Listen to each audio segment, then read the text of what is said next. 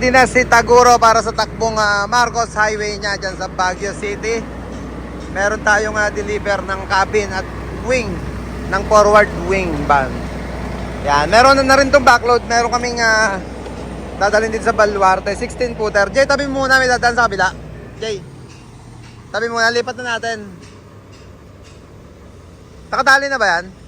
I-gilid mo lang muna, may dadaan ng tricycle to sa... Kabit ka lang dito sa kaliwa.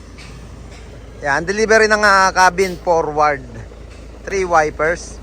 At ito nga yung wing na sinabi ko kanina. Marcos Highway Run, si Taguro. Pagdating naman ng Tarlac City, pagpauwi na sila na after na lang i-drop to, meron sila isasakay na unit 16 footer na dadalhin dito sa Baluarte natin. Taguro on the go, Marcos Highway Run.